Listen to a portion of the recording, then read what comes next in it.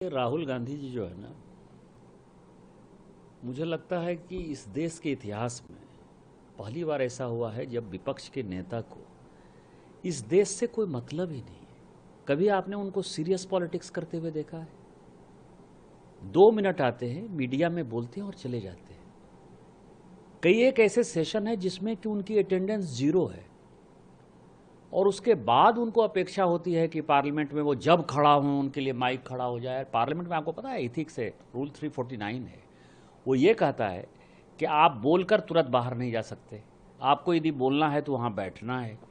मुझे लगता है कि उन्होंने नियम कानून पढ़ा ही नहीं। दूसरा, यदि उनको सरकार चलाने का थोड़ा भी अनुभव होता, मुझे लगता है कि उनको ट्रेनिंग लेनी चाहिए। खरगे जी से ही ट्रेनिंग ले लें, किसी दूसरे से नहीं ले लें। उनके अध्यक्ष तो कम से कम मंत्री रहे हैं कि एक रिपोर्ट होती है, प्रोविजनल रिपोर्ट होती है, एक होती है कि फाइनल रिपोर्ट होती है।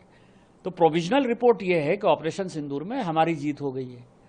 अब परमानेंट जो रिपोर्ट बनेगी, जिसको फाइनल रिपोर्ट कहते हैं, जब पाकिस्तान ऑक्युपाइड कश्मीर हम ले लेंगे तब आपको फाइनल रिपोर्ट आपको बताने की भी आवश्यकता नहीं पड़ेगी। हम देश को, दुनिया को बता देंगे, क्योंकि न्यू नॉर्मल जो है, माननीय प्रधानमंत्री जी ने कहा है कि जब भी अब पाकिस्तान से बात होगी तो केवल हमारा जो हिस्सा कश्मीर का पाकिस्तान ने जबरदस्ती कब्जा कर लिया है 1947-48 से, उसी के बारे में बात होगी। तो इसको आप क्या कहेंगे? इसको मूर्खतापूर्ण ही बात कहेंगे। तो कई एक चीज़ें हैं। मैं दूसरी बात और कह दे रहा हूँ, कल मैंने उनका बयान पढ़ा SIR पर।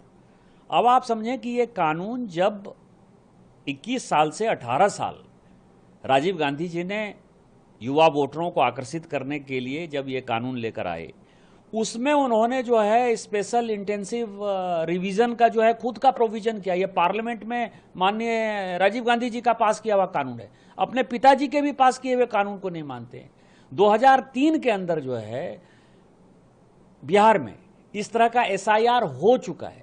और SIR क्यों नहीं होगा? मैं आपको बताऊं कि मैं बिहार का वोटर रहा, चारों बार जब मैं सांसद बना मैं बिहार का वोटर रहा। आज मेरे घर में ताला चाबी बंद है, यदि मैं नहीं रहता हूं वहां तो मेरा वोट क्यों होगा? इसमें उनको केवल मुसलमान ही क्यों दिखाई देता है? और मुसलमान यदि दिखाई देता है तो बांग्लादेशी मुसलमान के साथ मिलकर, बांग्लादेशी घुसपैठियों के साथ मिलकर कोई सरकार नहीं बन सकती। यह चुनाव बिहार में या पूरे देश भर में भारत के सिटीजन के ऊपर हो रहा है, बिहार के नागरिक के ऊपर हो रहा है, ना कि बांग्लादेशी नागरिक को वोटर बनाने के ऊपर हो रहा है।